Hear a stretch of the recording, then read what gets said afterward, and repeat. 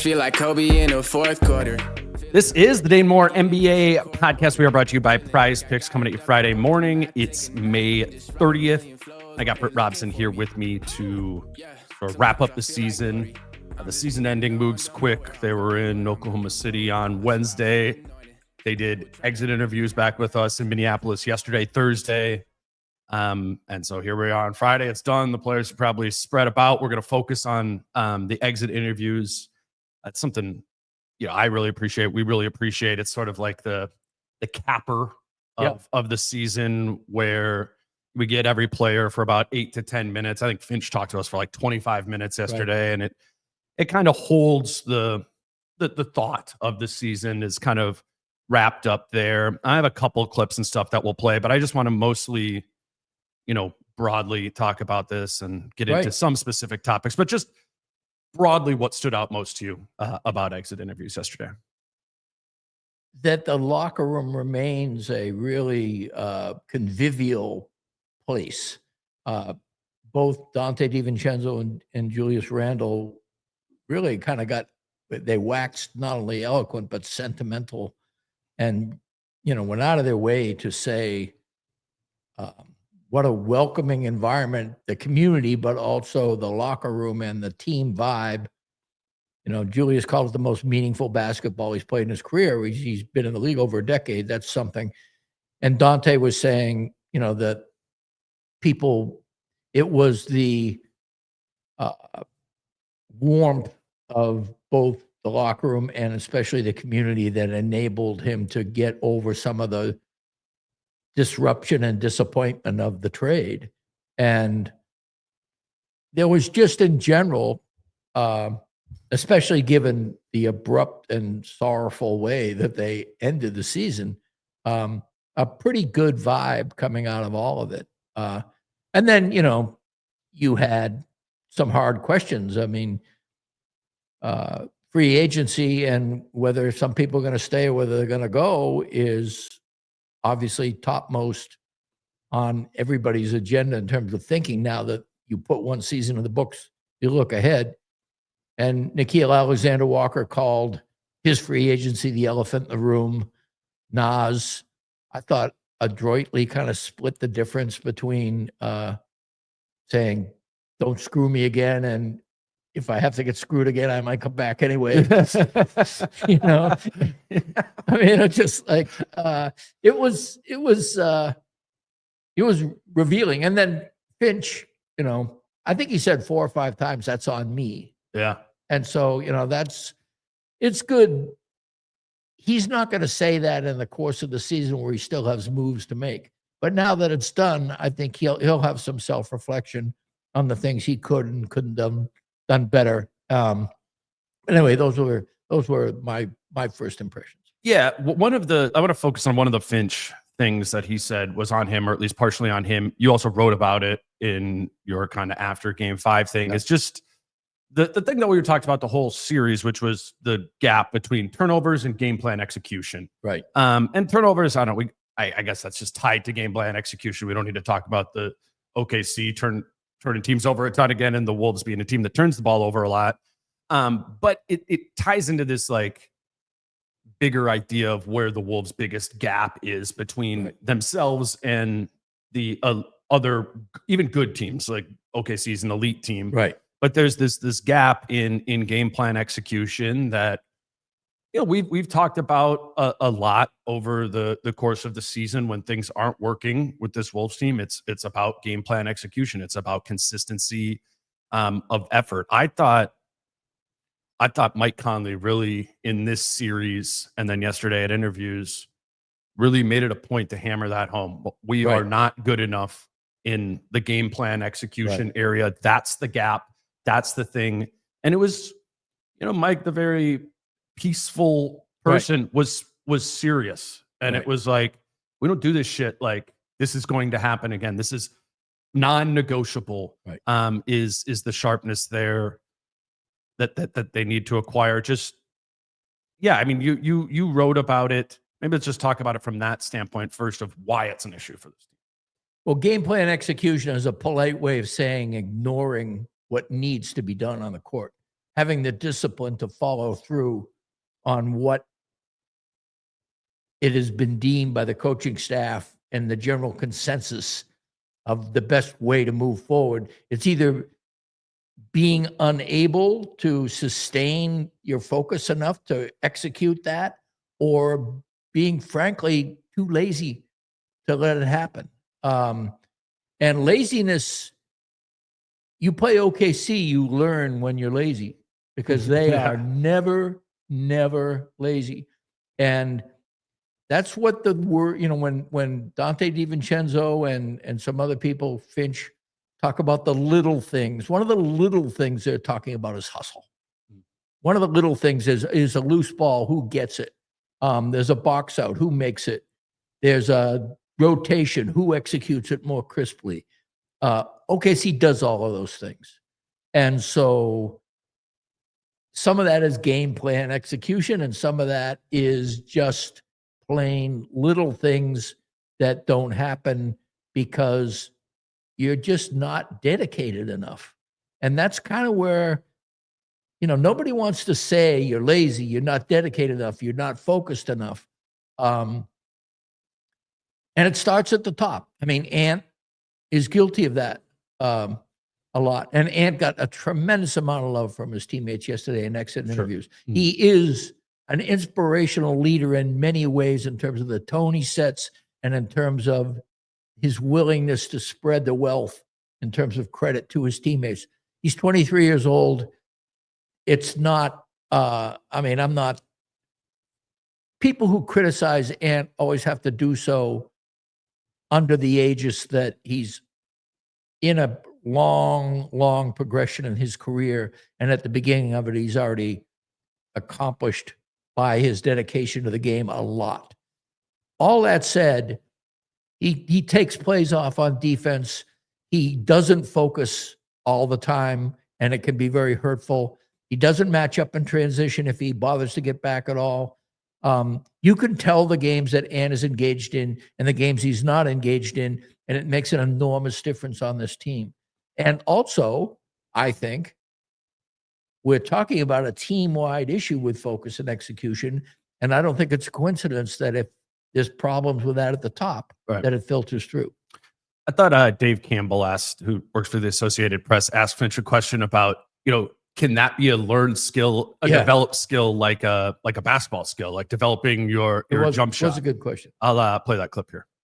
When it comes to like the focus and consistency needed for game plan execution, how much of that can you improve the way you would improve a basketball skill, like shooting? Like, how much room is there, do you think, for guys that?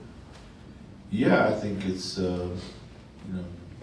concentration is an acquired skill like anything else. The more you do it, the better you get at it. The more you prioritize it, the better you get at it. And we've shown the ability to do it. And we just got to be able to do it, at the highest level when it matters most. And I think, for our team, they now have been in the league long enough. A lot of these concepts aren't foreign to them.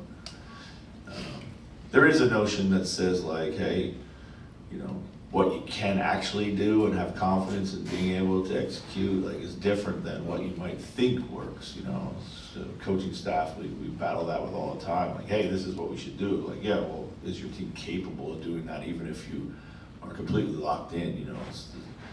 So those narratives don't always line up. But yeah, we got to figure out, like, people who can't do that, then they're not going to be able to help us at this point in time. So. Man, it was nice to get that Finch back. Right. He's been gone for about 6-7 weeks, maybe a little bit even before the playoffs too. It was terse, and he did great erupt answer. one time. It was really funny. On this shit always ends bad. I don't care whether you lose by a point or 40 points. Go fuck yourself. Or this season is totally besmirched because of one game. Right. That was one that is your team capable sort of vein that you have to work through there as a coaching staff. Because how many times have we been like, just over the Finch tenure of like, why aren't they doing this way? This isn't working. And And a lot of the times it's a suggestion, we're suggesting of a coverage or a personnel grouping or whatever. And they're smarter than we are. So I'm sure they've put that up on their whiteboard as well. And they sometimes just know beneath that of like, oh, Naz can't do that, or Ant can't do that, or Rudy can't do that. So you're not even gonna try it. I also wonder, sometimes I think it might have to do with structure. And so that is an interesting, can they thrive in a structured environment? Because I think you need both. I think, we talked about it after the game 2 loss on the immediate reaction pod on OKC. And I brought up turnovers yesterday to Finch as a chronic issue in his tenure here. There was another one where he said, that's on me a little bit. We allow people a lot of freedom. Okay, but it's a kind of an outstanding question whether or not they are capable, meaning mentally open-minded enough and then physically diligent enough to run a well-structured part of the game. Whether it doesn't have to be all the time, but there does. For example, Finch was talking about getting Ant makeable shots in the clutch. That's a structured thing. I mean, you try to get him to his spots. Obviously, everybody is scouted. How do you get somebody to their spots? Even the other team is trying to prevent them from getting to those spots. You need to have everybody doing the right thing on the floor in a very structured way. And that's the kind of thing that these Wolves haven't really had over the last few years. Yeah, the two things of the freedom you ask, right? If with less freedom, if that was taken away, would that lead to fewer turnovers? Yes. But is the success of the offense also found through that freedom? This was a top 10 offense, would have it been a top 10 offense structure? Yeah. So it's and this is the balance they've come to. This is this coach's style preference, right? This is the way Finch wants to coach. But there are these are the bumps, along the way with it. And turnovers drive him crazy. And so, and it is something that, he has accepted that. And as somebody who always talks about fly around and appreciating an aesthetic, that type of game, I like it too. I like the free flow. I like the ability to watch great athletes improvise, the jazz of the game, the music jazz of the game. But again, you play a team like OKC, it's going to be, if in fact Indiana gets through against the Knicks, they are a team that is structured and yet relentlessly, I think they have on offense anyway, they have great balance between structure and freedom. And Halliburton, of course, is a master choreographer of that, which really helps. But it's going to be a great matchup between a relentless defense that will turn you over and a relentless offense that knows how to exploit most defenses. I mean, I still think OKC will probably win that series if, in fact, that's the matchup. But I think it will be a great test. Yeah, it's an interesting collision of styles. Yeah. And styles make fights. And so that's going to be a weird, like the speed versus the relentlessness and physicality of the Thunder. But the point being here with the Wolves is that I think that's all sort of part of it is the game plan that the Wolves are trying to run and execute. They don't really wear in the same way that the Thunder do or the Pacers do or a lot of the other, even the Celtics too. There's a very specific sort of thing, and the Wolves kind of wish and wash through that. And I think in a little bit of that ambiguity is where they lose themselves sometimes, and they have, a game like they did in Game 5 here. And obviously this is all nitpicky, just to listeners. Like we know they went to the Western Conference Finals. The nature sort of these exit interviews is the coach and the players talking about what can be better. Right. It was the same when we were doing this after 25 game seasons. You're talking about what do they need to do to get to be a 500 team. And for that, this is the thing, right? It's having better execution and not turning the ball over as much as the emblems of this Wolves team, right now, of what if it changes will make them, will make them better down the line. What is more interesting right now, figuring out what the coaches and the players think went wrong and can be improved, or what the coaches and the players think went right and should be sustained. I mean, we've seen a lot went right. They back-to-back Western Conference finalists, hats off, and we praise them. I was golden to the point of picking, if they'd won one of the first 2 games in OKC, I had the Wolves in 6. I believed in what they were doing, and I still believe in a lot of what they're doing, but it very clearly, they have run into a buzzsaw at this particular point in the season now, 2 years in a row. The Mavs totally overwhelmed them in Game 5 almost exactly a year ago, and they reached that point again this year. A cynic would argue that they would have had a really hard time against a Curry-filled Warriors team. If you're satisfied with getting into the playoffs, status quo is great. If you're satisfied with being a real contender, then some things need to be honed and changed. And there is some obvious places to make those changes. And what we heard from Finch and Mike Conley and other people is some of the places we suspect those are, they agree with. I think I've heard you get a lot of the cynic talk right now and all that. I haven't heard any of the cynics talk about beating the Lakers, though. Right. You know what I'm saying? Like, Yeah. I get you can say the Warriors sort of thing, but the Lakers were like one of the favorites to come out of the West. They were the heavy favorite in that series. Right. And myself included, I thought the Lakers were going to win that series. And the Wolves not only won that series, they dominated that series. And it wasn't like nobody was hurt on the Lakers. Right. There wasn't some variable that moved there. I don't know if maybe that's just what happens this time of year is you start pointing at the didn't works, but a lot worked in the postseason for this team. Yeah, absolutely. And, by any measure, aside from championship or bust, which I'm notoriously on record as being against, because it's a recipe for unhappiness, I think it was a successful season. And again, there's plenty to talk about that's positive. And I think anybody who listens to us knows we talk a lot about positive stuff.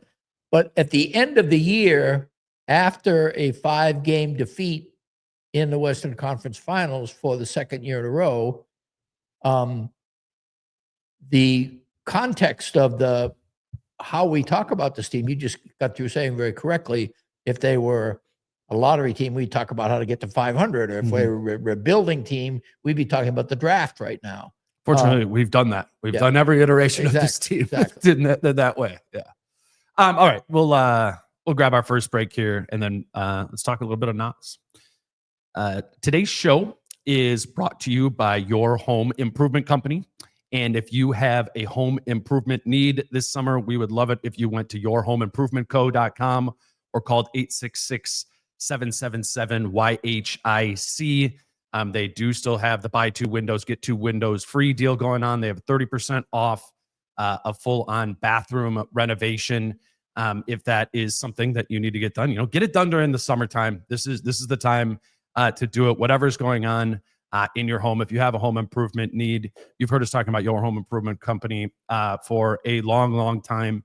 You can, if you do work with them, you can confidently know that you're going to be working with certified local professionals and that the work is backed by a lifetime warranty. They also have great financing deals, 0 money down, 0 interest, and 0 payments until 2026. Again, contact Your Home Improvement Company by calling 866-777-YHIC or by going to yourhomeimprovement.co.com. Your Home Improvement Company, where it's your home made better. Today's show is also brought to you by Prize Picks. And Britt, I was looking up Game 6 for the Pacers and Knicks game. And Miles Turner, will he make a 3 or not? I was like, all right, Miles Turner, I'll give Miles Turner a made 3 Game 6 at home. He's made exactly 1 3 in every game of this series. Then our guy Cat, 2.5 turnovers.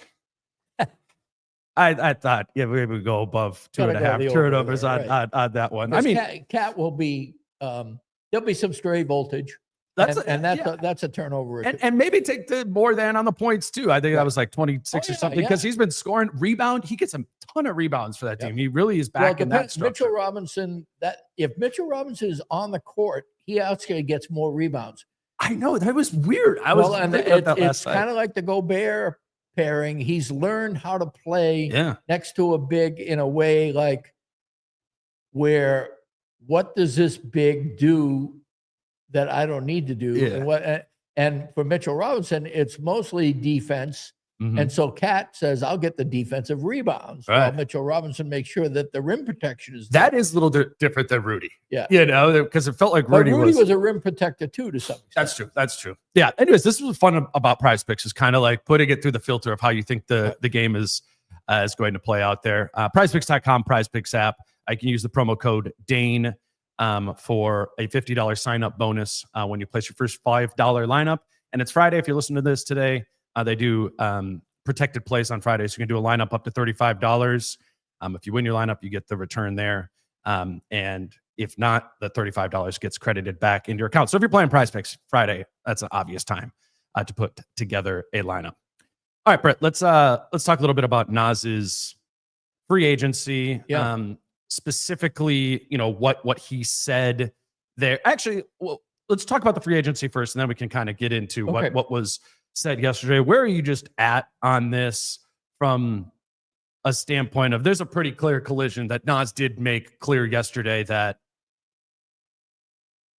there's 3 bigs here and I need to be number 1 or number 2 probably to return. That leads to a weird sort of web of, you know, does that mean Julius is gone via free agency or trade? Does that mean Rudy's gone? You know, how does this all look? I don't think the only factor that we should be talking about with Naz Reid when we talk about his free agency and his future in Minnesota or elsewhere is the money. Because particularly if you let Nikhil walk, you can make the money work on Naz and stay underneath the second apron there. Where are you just, as of May 30th, and we're going to be tracking this over the next probably 5-6 weeks. Where are you just at with Naz's free agency? I think reading between the lines, the I'm a starter idea is a negotiating. And then he began to kind of move away from it when they said, well, you know, I mean, because the obvious implication that is if I'm a starter or I'm not here, then let me just play that. Let's rather than us saying it, we'll just here's Naz. Oh, hold on. We're loading this up here right now. My bad. This is from Naz Reid. At Media Day yesterday. Come on, computer. Boom.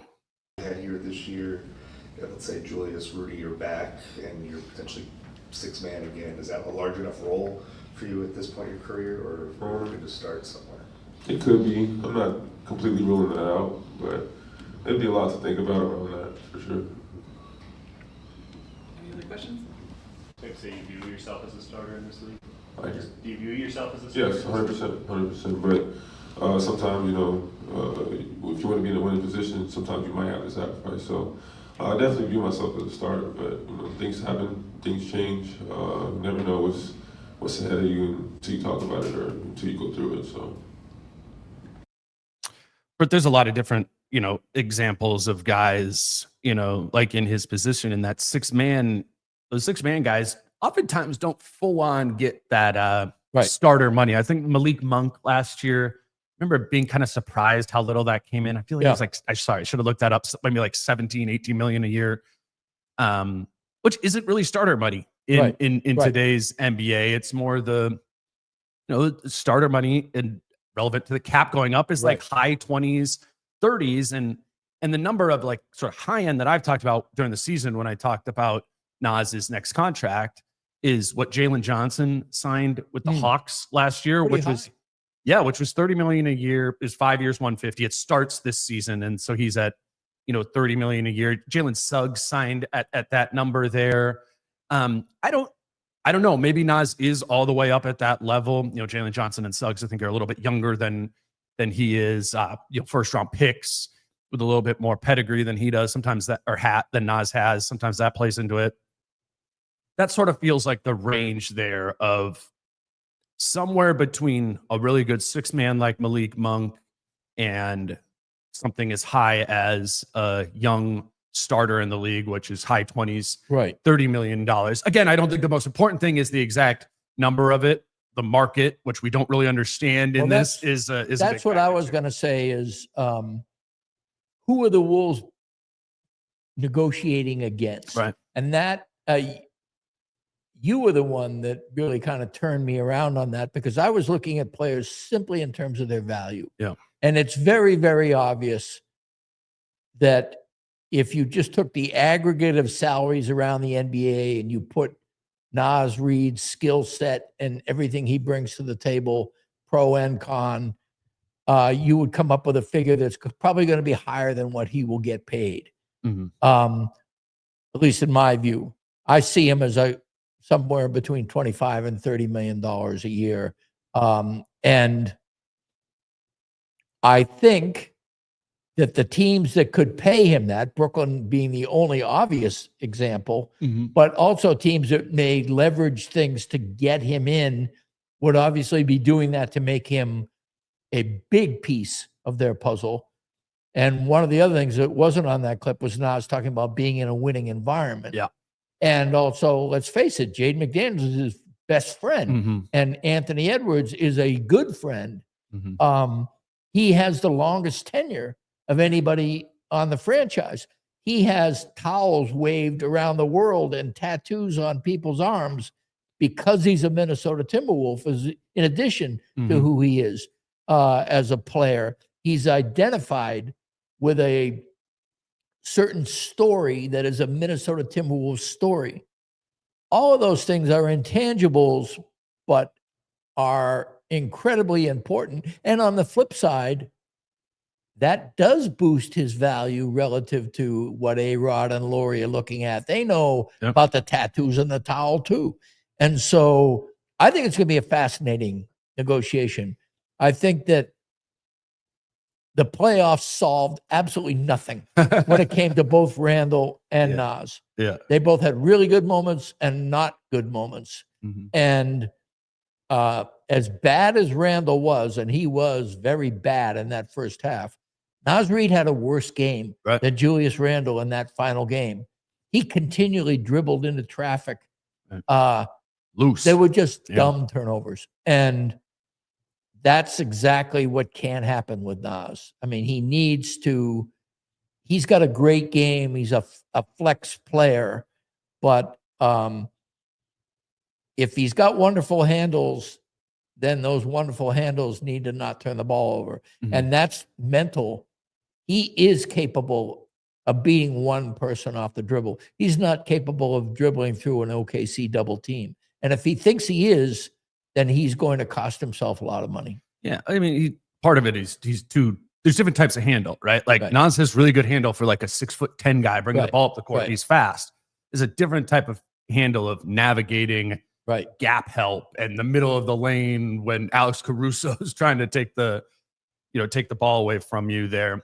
I want to go back to like the market, because I think that's the biggest thing and why we do not know what is going to happen, because we do not know how this market is going to work in the second apron environment. Only one team. I mean, geez, how many years ago was it where it was like the offseason was 15 teams with maybe not max cap space, but cap space? How much did Gorgie Jang get? Yeah, right. Exactly. Yeah, the cap spike happened there. That's how KD wound up on the Warriors. Joakim Noah, and there's a lot. Mozgov was that summer too. It's not like that anymore, and it's not a pure market in the sense of like your production meets your price, where the supply and demand cross, because there isn't everybody's books are already full right now. Right. Now, that doesn't mean that a player of Naz's skill set and caliber isn't in high demand. Right. It's the supply of it is messed up because your routes to get there.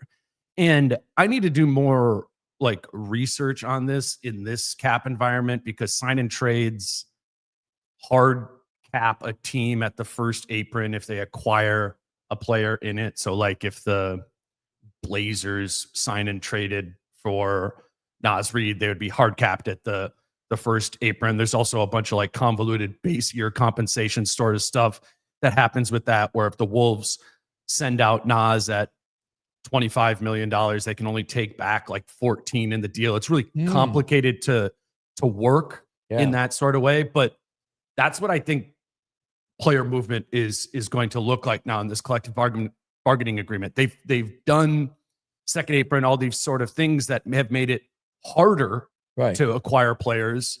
But in reality, what that's just looking like, and this front office being kind of an emblem of it, is it's just finding more creative ways to acquire a player. Look at the Rob Dillingham acquisition at the draft last year for this team, because their only means to acquire a player was a minimum contract, where they're like, or a trade. And they were like, well, we need something here. So we're going to trade up to get Rob Dillingham. And then they ended up making a complicated trade as well. Like, that is the market that Naz has to fight, which makes it a lot, this is a lot different to talk about than when I was writing about the Wolves free agency in like 2018, when there was cap space here and there. We don't know what his market is going to look like exactly, because we haven't seen a market of this with this exact set of rules. Well, and also there are so many contracts that were large contracts that were signed before the CBA that are now kicking in. Yep. And so that's where you run into problems. What a team valued a player at before the CBA and what that value of that player is now. I mean, Cat's a the perfect example. All of a sudden, you have a player that is worth less than you thought, because money is more precious. You can buy that, $75,000 automobile if, you have a ton of money. If you lose your job and get cut for a raise, suddenly, that $25,000 automobile is a lot more valuable. It's a shame, because Naz does have a great story.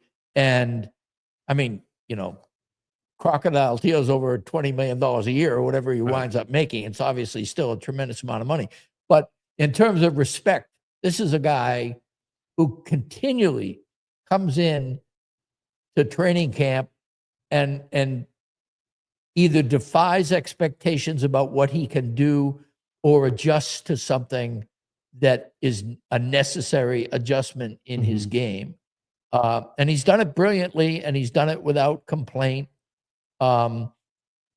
He's obviously still got some flaws. His ref baiting is getting more annoying. His turnovers are annoying. His selling out on ball fakes is annoying. There are definitely flaws in his game. But, man, the upside is fun. And he is a multi-skilled big man who can a 3-level scorer. Don't you feel like those flaws are accounted for by the mid-20s number, though? Like, it's not the bad. You know what I'm saying? It's like, it's not 50. And that's what I mean. I mean, I before you kind of disabused me of the fact that money was growing on trees, I thought Naz should be getting $30 million a year. Yeah. And I mean, especially if you're like, Brooklyn would have the cleanest path to do that. And everybody can point to New Jersey. That's where he's from. Right. You got to think about it from the Brooklyn standpoint of it, of like, okay, we do have this money available to spend on whatever we want. You go and get Naz Reid or any player and you pay them their quote unquote market value, you are getting a net neutral asset in theory, right? When you're the only team that has cap space, there are so many ways to use that in an asset positive sort of way. So a lot of people are going to do the thing. He's from New Jersey. This team has cap space, and that could be it. I'm just saying I don't get that from a Brooklyn standpoint necessarily Right. of making that, making that type of And I move. certainly don't get it from a cat standpoint. I Nas think that, standpoint, yeah. I mean, sorry, Yeah. from a Nas He's from standpoint. there too. Ish. His connections on this team are really strong, and he does want to win, and he defined it perfectly. I'm a important member of a repeat Western Conference finalist. Yeah. That, for an undrafted guy who suffered through a Gupta special contract, but then was rewarded with what everybody thought, okay, maybe could have gotten a little more on the open market, but that's a reach for the Wolves at that time. Having Cat and Gobert already on the team, you kind of thought that maybe Naz would be the piece that would fall by the wayside. So there was a commitment from Tim Connelly. And whenever Tim Connelly talks about Naz Reid,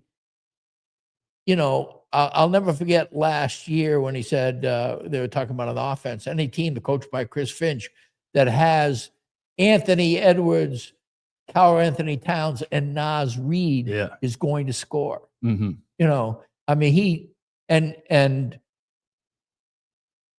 Finch and other people have said that Conley coming in talking about Naz Reid boosted his stock within the organization. So when the guy who's responsible for the salary structure is in your corner, that doesn't mean he's going to get his $30 million, but does mean he's going to get his fair shake as the Wolves could give him, I think, which brings us to Randle. Yeah. One more thing on that Naz contract. So 2 years ago, 2023 summer, he signs a 3-year, $42 million contract with the Wolves. The third year is a player option. Year 3 is this next year coming. He's opting out of it because he's exceeded that value.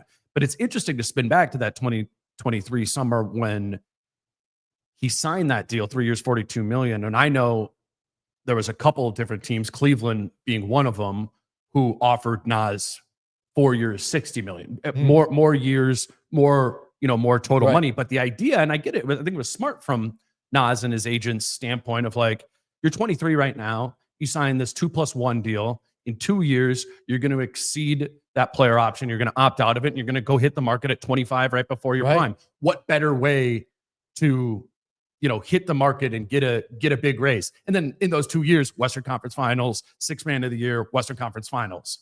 Again, like he has done that there was a strategy behind signing a shorter term deal here. And you asked him about that. I did. Yeah. I asked him about it yesterday. I mean, I'm not going to play the clip. He didn't totally go into it, but he reflected on how successful the 2 years He chose were. to look at it as boy, they got their money's worth out of me. He didn't choose to look at it that way. He chose to look at it as I was an important piece of something really good. Which does equal money. Yeah, he didn't say meaningful like Randle did, but I think that there is something to be said about a team coached by Chris Finch, led by Anthony Edwards, back-to-back Western Conference finalists. There's not a lot of players in that locker room that want to leave. Right. It may be that they simply don't have enough money to pay these guys. But I mean, Nah said, it'd be to leave them out would be crazy of me. I mean, it really is. We have to get used to the idea that this is a well-run organization that promotes a positive vibe among members of the roster. That is 180 degrees away from what it was 5 years ago. Okay, before we keep going, we'll grab another quick break here to let you know that today's show is brought to you by Coldwell Banker Realty and Adriana Lanick, who is a licensed realtor there for both Minnesota and Wisconsin. I was talking about improving your home in the last ad break. If you are looking to buy a home, that starts with getting a realtor to sit down, have a strategy session, figure out what your spend is, what are the different places you're looking. It's going to save time. It's going to save money to work with the realtor. What we have going with Adriana is you can book a free strategy session with her. A good chunk of listeners have done that. And when you do book a strategy session, you'll be entered to win some free Wolves tickets. And that'll be for next season now. But just if you are thinking about buying or selling a home this summer, you need a realtor, and we'd love it if you worked with Adriana, who's worked with us for a long time. Her website is thedancingrealtor.com, or you can call or text her at 715-304-9920. Again, just book that free strategy session and get the ball rolling on purchasing a home. And and we'd love it if you did it with somebody who's supported this show. Again, thedancingrealtor.com. Today's show is also brought to you by Falling Knife Brewing Company. We've done like a million live shows there over the past few months. They've had literally like a million fans there for the games over the course of this last 6 weeks of the playoff run. But I'm looking forward to just going to Falling Knife or drinking Falling Knife beer over the course of this summer. This is a great weekend, I think, to delete some beers on a patio at a brewery, and just we want you to, while it is the place to watch Wolves games, also just keep it on your radar all summer for a place to hang out and go. I'm sure we'll probably go get a beer there over the course of the summer. I just bought a 4-pack. The last word is ride. It was either clean ride or smooth ride. Anyway, it was really good. It was an IPA. I am going to eventually bring over all those beers that they gave us to over here to the office, and I don't know if a 10 a.m. beer. I don't know. Season's over. We should have just had one. Probably is. I don't know, or is it even better? That's Falling Knife Brewing Company. We love those guys, and appreciate so many of you going there during the playoffs. That helps their business, which helps our business as well. So just keep Falling Knife on your radar if you're in Minneapolis this summer, looking for a place to go to hang out in the patio, hang out in the tap room. Also, they're showing Lynx games and stuff there too. So just keep Falling Knife on your radar. That's Falling Knife Brewing Company in Northeast Minneapolis. Where do you want to go next from exit interviews yesterday? Let's go to Randle, because we just got through with Naz, and they are bookends. There are 3 skilled bigs, or two skilled bigs, and Rudy Gobert, who is a big. Yeah. And you've got Jaden McDaniels in the picture, who is kind of a skilled big. Yeah. So 2 vets, 2 guys on the second timeline, and very, very different array of skill sets. Finch used the 3, Randle, Naz, and Rudy in combination rotations that were a pretty stable part of the mix when all were healthy. And then when both Rudy and Randle were hurt, having Naz and Jaden as a front court was an interesting tease, wasn't it? Yeah. About another way to go. So how that all fits with Randle, who's over 30 and can opt in on a decent amount, but I'm sure will want to figure out a way to pull the Gobert 2-step of maybe either a reduction or something in the first year for more years down the road. Or do you think that's plausible? I mean, this is the same that we're talking about. $30 million, Yeah. So his player option is for $31 million. Right. And to do the Gobert that you're talking about, Gobert had a $47 million player option. He knocked it off 12. Yeah, declined it. Got that 12 back.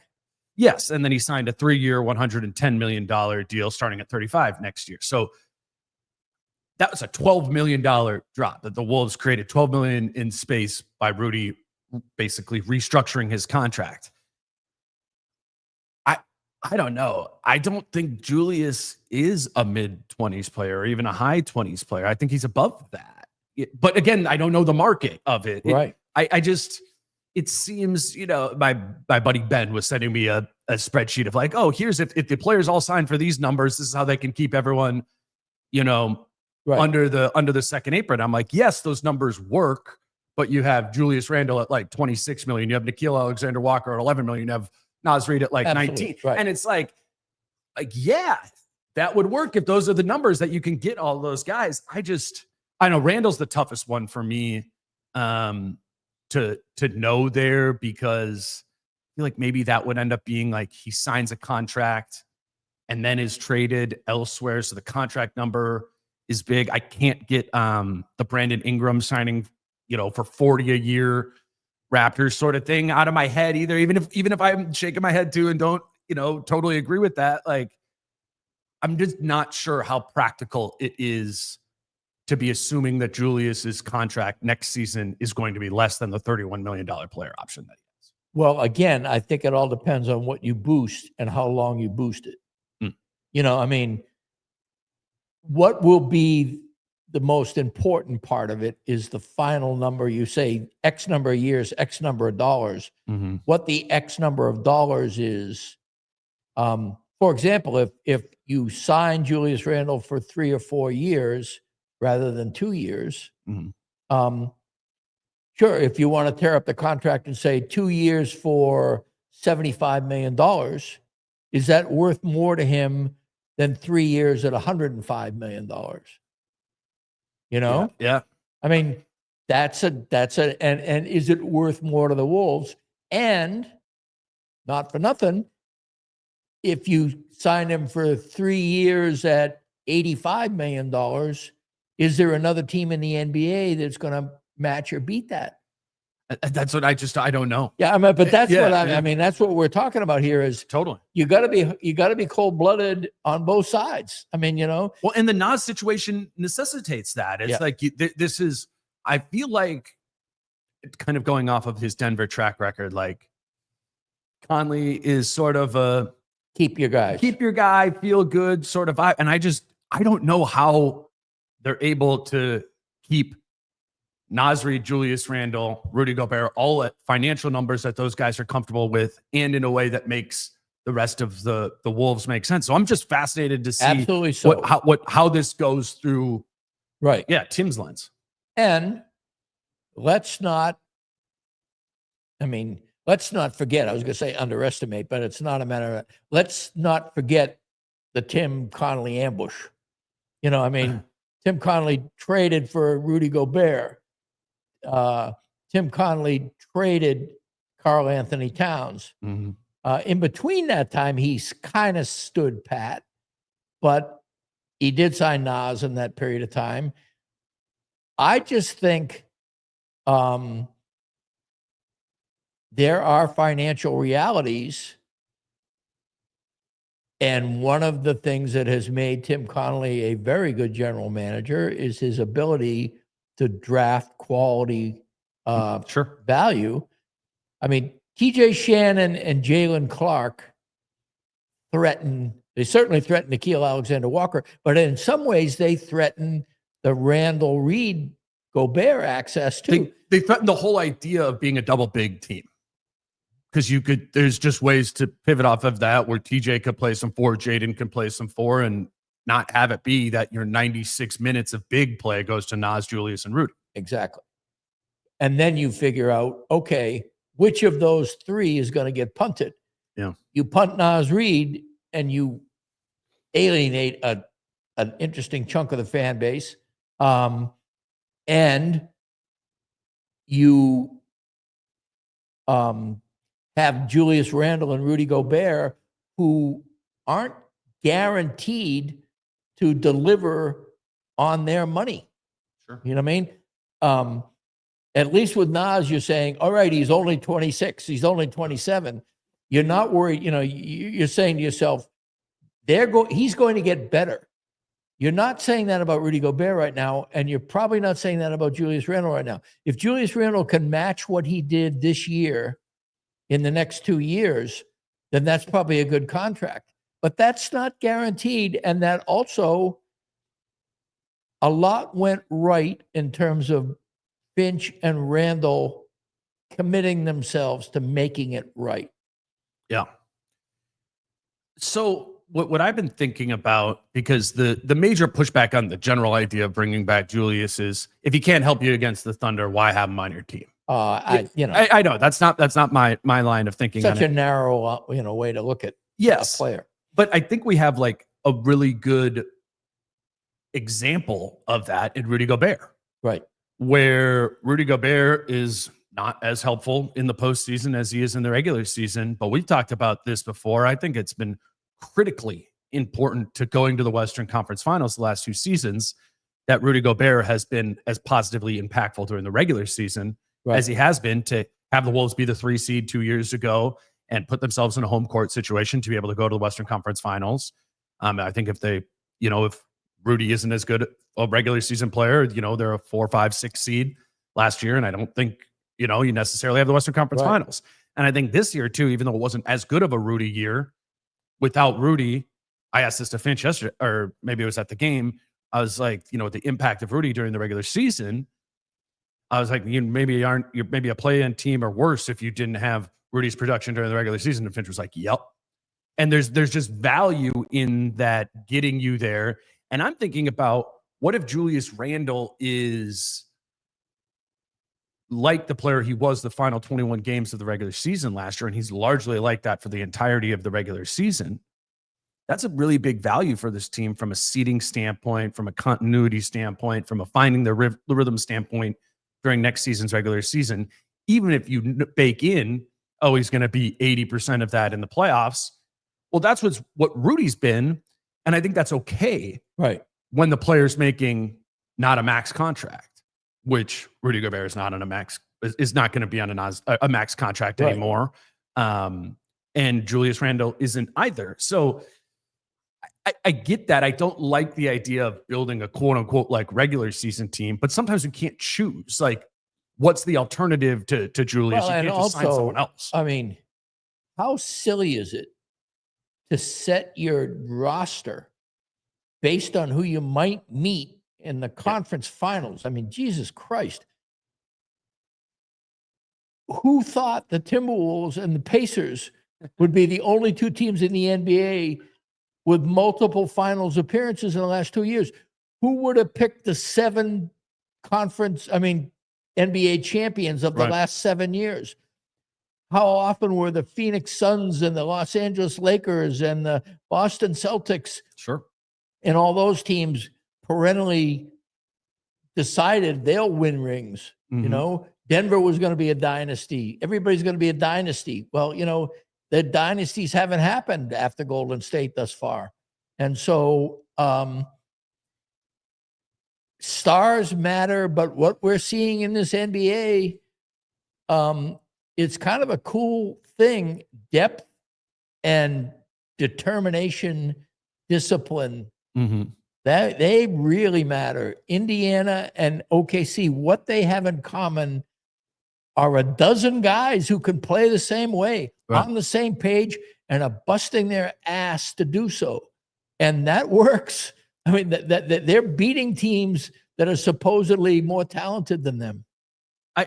I think just with with Indiana, they're going to have Miles Turner, though, who's going to be a high 20s sort of player. And he's not necessarily instrumental to the way that they play. Exactly. They can play other ways. Isaiah Hartenstein makes $28 million a year. And we just saw it in that other series of like, they have a too big look. They also were totally fine with just having Chet at the 5 and, bringing in Caruso to be the 4, or another one playing sort of 4 wings there. So I just say it all to mean of like, just because a player is being paid a ton of money does not guarantee they are going to be good all the time and fit in every which situation. And you don't know where the roulette balls are going to put people. I mean, if the Wolves had somehow, and it was very possible that this could happen, wound up playing the Clippers, Rudy suddenly is a lot more valuable. That's a great point. I mean, so, and what happens if you don't have Rudy and the Clippers beat you in 5, and then you're going, oh, how do we match up with, rim Zubac? Protection, rebounding, yeah. So, I mean, it's all this narrow thinking. Everybody is so recency bias oriented sometimes. The great thing about the NBA is it's getting more freewheeling than ever. Right. And you need flexibility. You can't say, this is who we are, beat us over a long period of time. You got an Achilles injury, a bounce. Tim Connolly talks about it all the time. The way the ball bounces in the postseason has a lot more to do with whether we're good rather than, all the other things you can think about to some extent. There is an element of chance. What you can do is build a roster that has integrity, has discipline, has depth, and has flexibility in terms of style and in terms of emotional adjustments, Right. timelines, style adjustments. And the Wolves have a great core. Naz happens to be one of the members of that second timeline core, which is another reason why he's valuable. Yeah. It's a fascinating question to say, all right, you got three bigs. Who do you lose? Mm-hmm. Do you lose Naz? Do you lose Rudy? Or do you lose Julius? I don't engage in that kind of theoretical because it's nothing but Because there's so many. well, not only that, strings but I that tie mean, to it all, yeah. first of all, put you on record as something that, this guy, vote him off the island. Well, Right. I mean, I got a million reasons why anybody I would say of those three should not go. Right. But what people would remember and what people are going to remember about Tim Connelly's tenure, if he does say one of those guys has to go off the island, is he decided that guy wasn't worthy of being in his long-term plan. That's a tough nut. Yeah. That's why he gets the bucks and we don't. Yeah. And it's going to be, I mean, we'll maybe need to dig into like some of the financial specifics a little bit more. And I'm sure I'll do that at some point, but it isn't just there's X amount of dollars. How do you fit your free agents into that budget? It's not going to be that simple. I do think this is going to be a summer of player movement happening through trade, even of free agents, like the sign and trade thing I was talking about, or somebody like Julius. And this is not a Wolves specific thing. This is all around the league. Like that's how players are going to move. OKC, Utah, and New Orleans all have a ton of first round picks. Yeah. Mm-hmm. And first round picks are going to be the sweetener for taking on salary that you don't want so that you can bring in salary you do want. Sure. That is how flexibility is going to happen now. The accumulation of picks. Conley has gone the opposite direction. Conley has gone with, I like our guys. We keep our guys. Still have some young guys for this sure. Year, he's got 17 and 31. He's got two of the top 31 people in the draft. I don't know much about the draft. I hear people say, though, it's a relatively deep draft. I don't know if that's true. But I do know that Conley will probably find some people. And I also know that with the exception of Naz and Randle, who at least one and probably both are going to be here, the starting 8 only loses Na, and you've got TJ Shannon and Jalen Clark, who TJ Shannon's star is bright right now, but Jalen Clark could have easily been plugged into a matchup situation and we'd be raving about him. That guy doesn't make mistakes. And by the way, Wolves making mistakes is one of their Achilles heels. That's right. That is why Jalen Clark got the role that he had. It goes back to the thing that we talked about at the very top of this: turnovers and game plan execution. He did that right away. Outside of Rudy and Mike Conley, he's probably the best at it. Right. Yep. Out of, I don't know, necessity of lack of skill. So I mean, but that's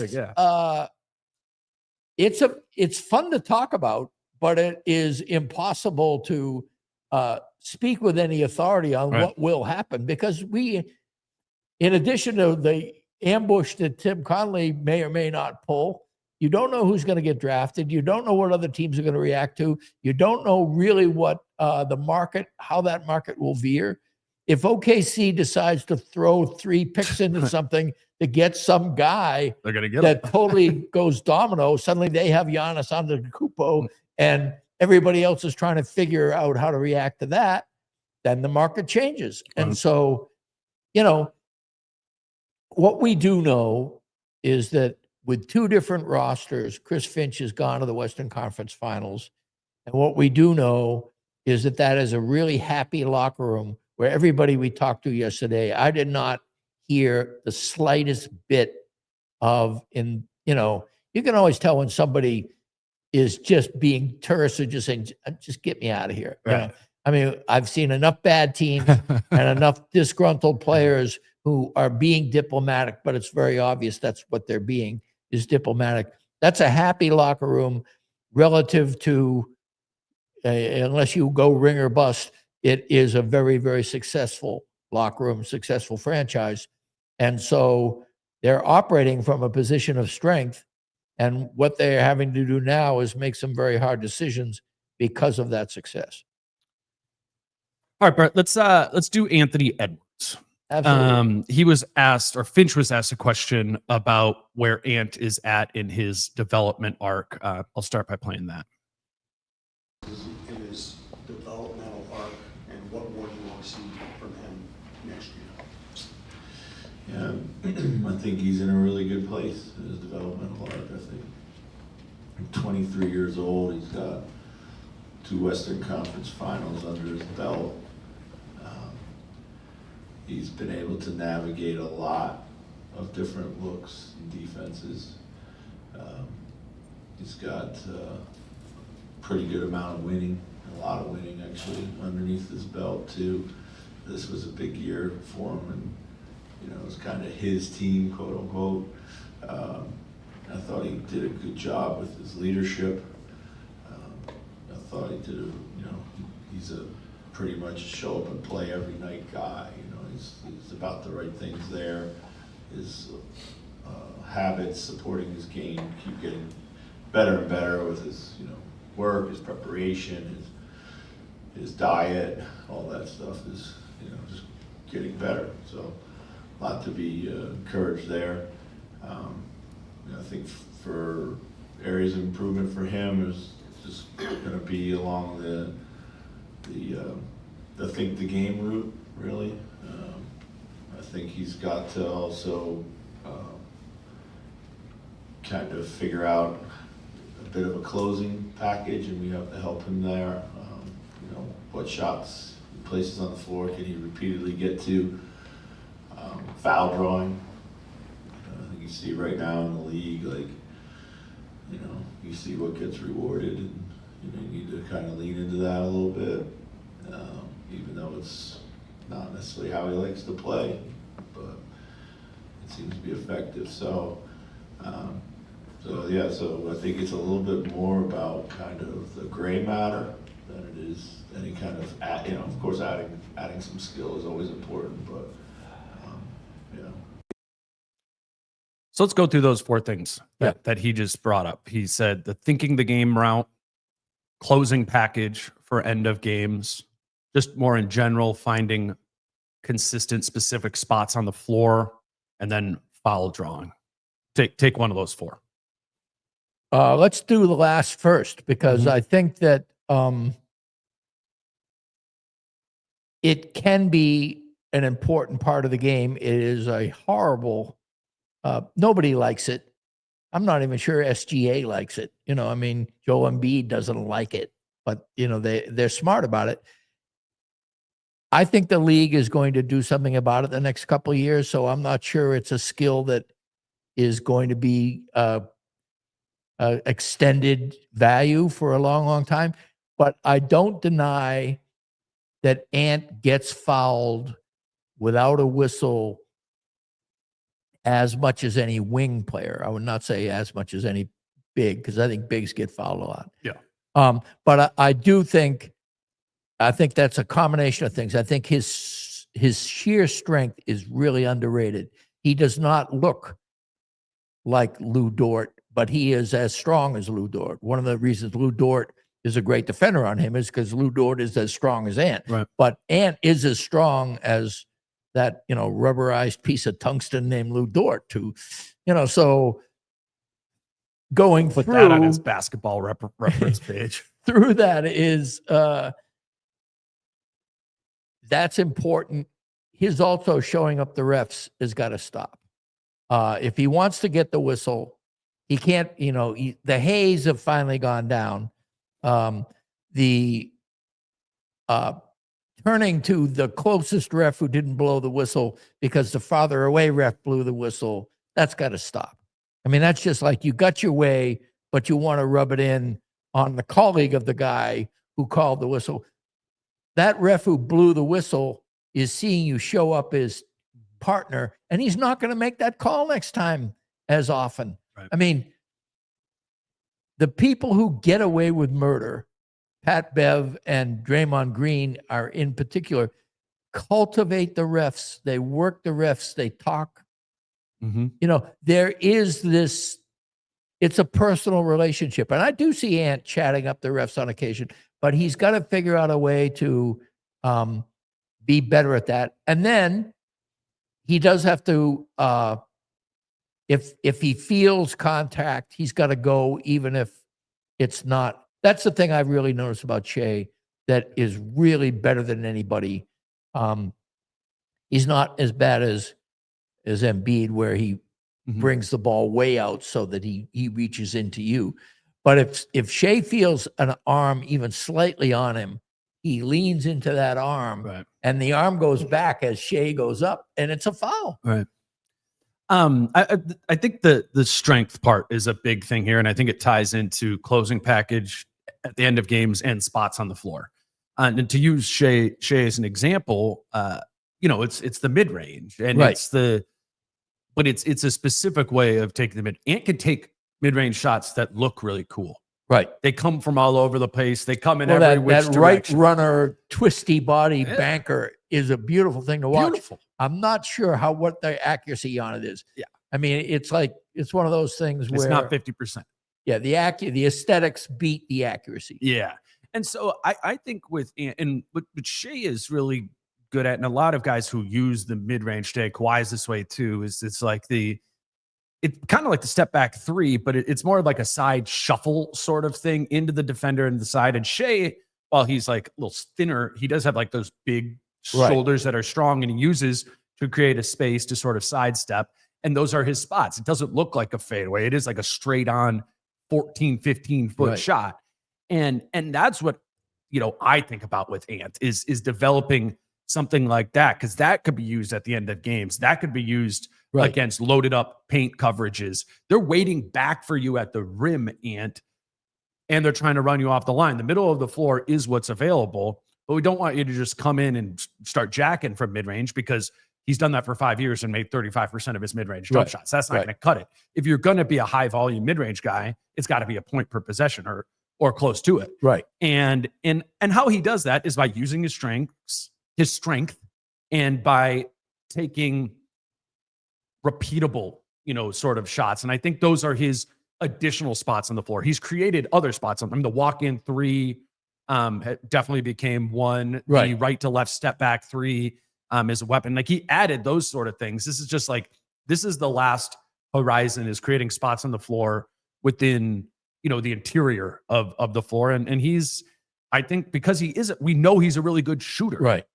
It's about, can he get the mechanics of finding those additional spots on the floor while also not becoming like overly reliant on it. You don't want to see Ant go from 11 threes at 40% this season down to like 7 or 8 at 41%. So that he can get you want it 48% from mid-range. Right? Yes, it needs to be these things, the drawing, the fouls, the spots on the floor, the closing games. They all need to be additive things, not just skills that you use just to use those skills.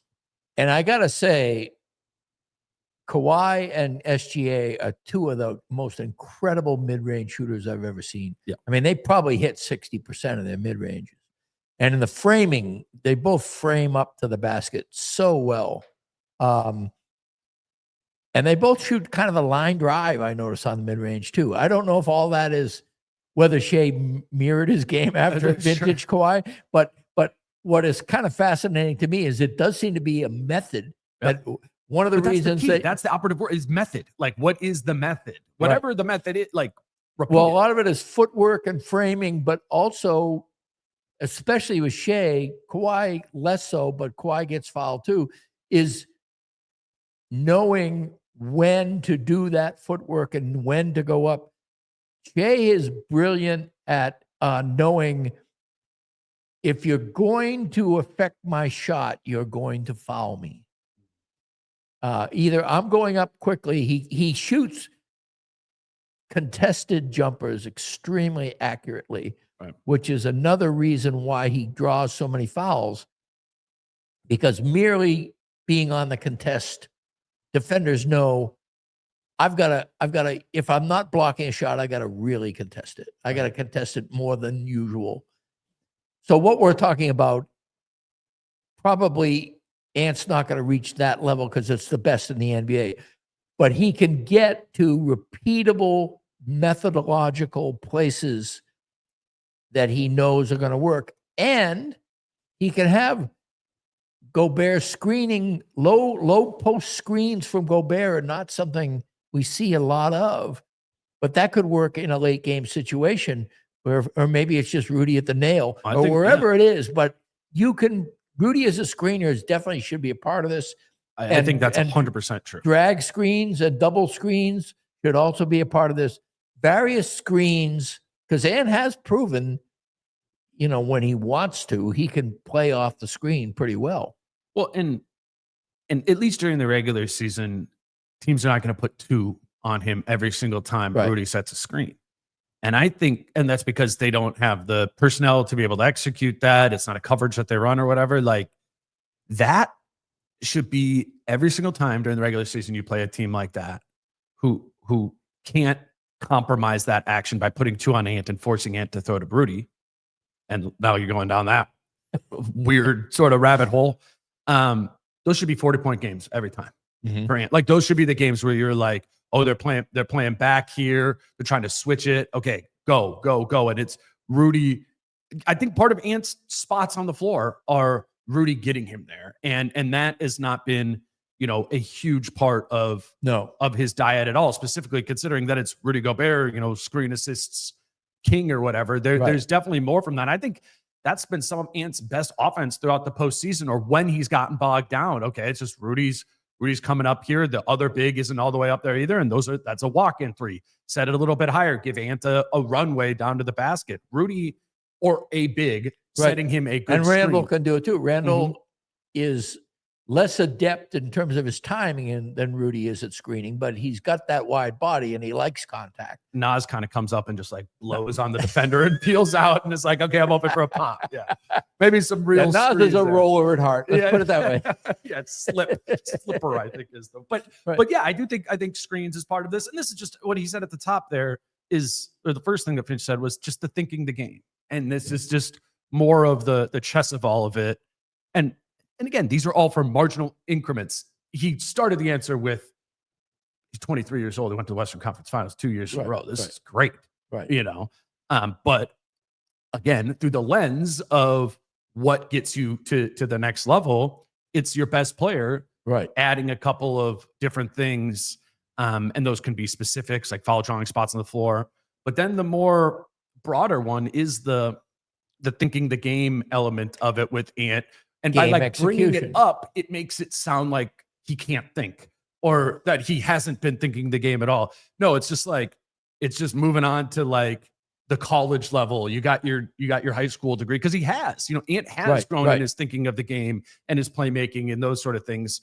He doesn't do it consistently against every single coverage. Or sometimes it takes him a while to be able to do it. But the scary thing is if Ant is in thinking the game is at a high school level right now, wait till he gets his graduate degree, and that's going to be a whole different problem. I think that's what Finch is talking about, while also being like, I understand he's 23 years old right now. Right. And that part of that just is just going to come with time. Well, here is the canvas is infinite. Yeah. That's the thing. There isn't anything Anthony Edwards can't do in a half-court offense. There isn't. And so watch Steph Curry. Watch him get off the ball. Watch him dribble handoff and then dish it and then get on the move. Or any person. We just talked about SGA, but watch the way Murray and Jokic set each other up. Right. Watch great pick and roll people. Watch the way Doncic moves. He can copy from anybody. He has the skill set. He's got the height, the strength, the quickness, and the shooting accuracy to pretty much hone whatever needs to be honed. And so the question then becomes, how do you get him to strike his fancy on the right things? And how do you therefore incorporate that in a way that provides him with the dividends Mhm. that make him say, yeah, this is it. This Right. is the way to go. Because I admired the fact it was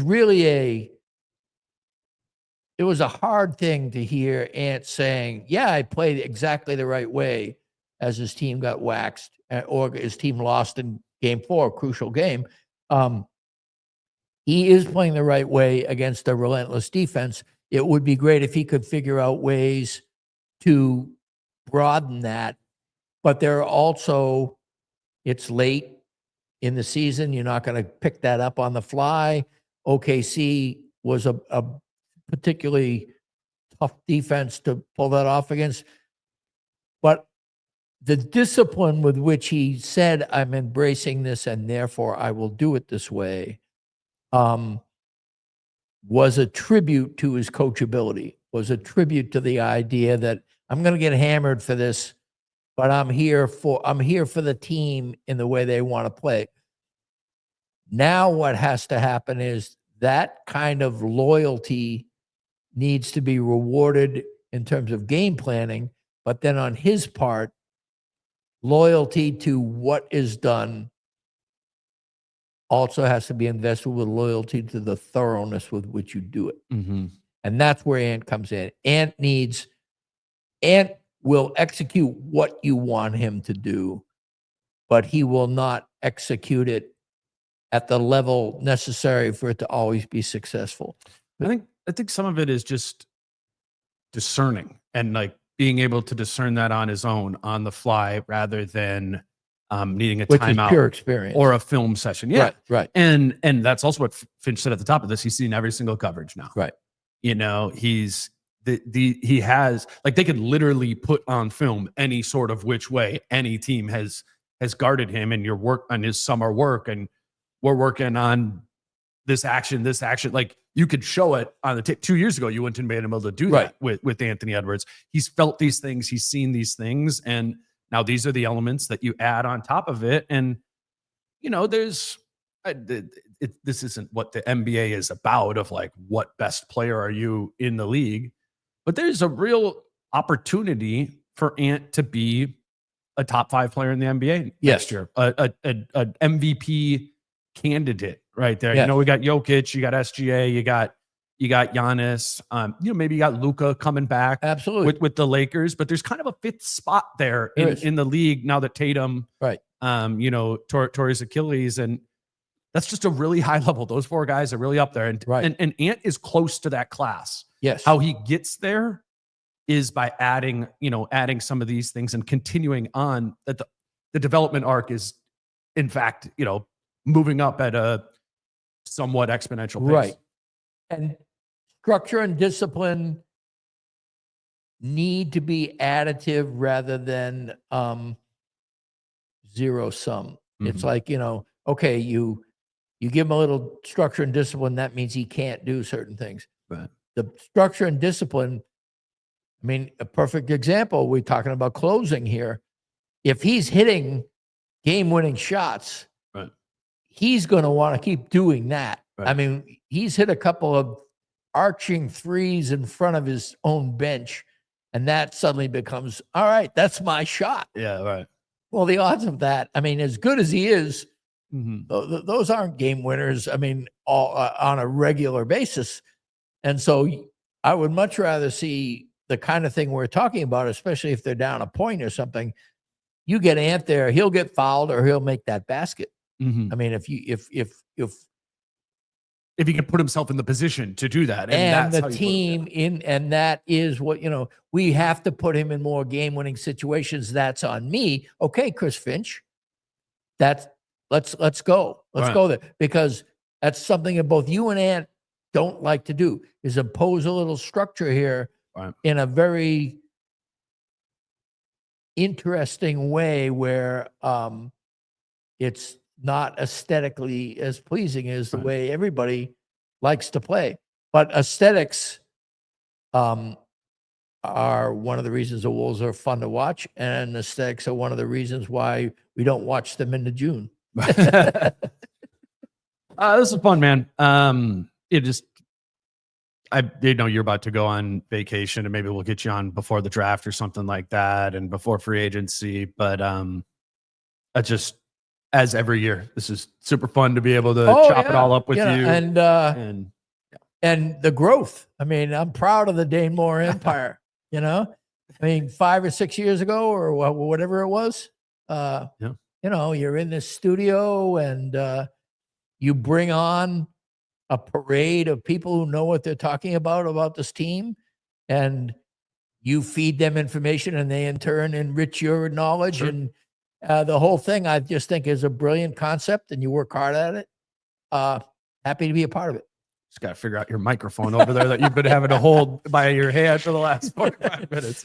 No, this is awesome. Thank you all for listening. We're going to keep, Tim Conley's allegedly doing a media availability on Monday morning. I was planning on having Chris Hine on Tuesday morning, kind of a little bit more exit interviews, but also talk about Conley. Tuesday is also the day that his book comes out. So that's what's kind of coming up next on the show. Longtime listeners know that once the summer comes, we don't stop doing episodes, but we stop our like Monday, Tuesday, Thursday, Friday specifics of it. But I'll still have, Chris and Jason, some people on to sort of wrap this season up. We normally do like position by position sort of recaps. We'll see how we're a little bit, farther.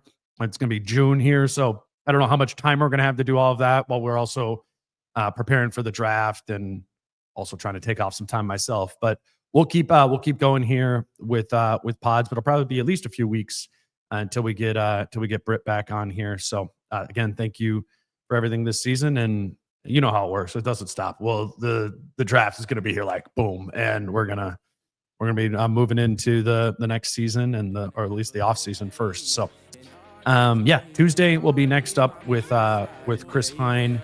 Until then, he's Britt. I'm Dane. Peace out. How I'm feeling, man, I hope it never stop, yeah. Green and hot so you can find me in the crowd, yeah. Don't let standards ever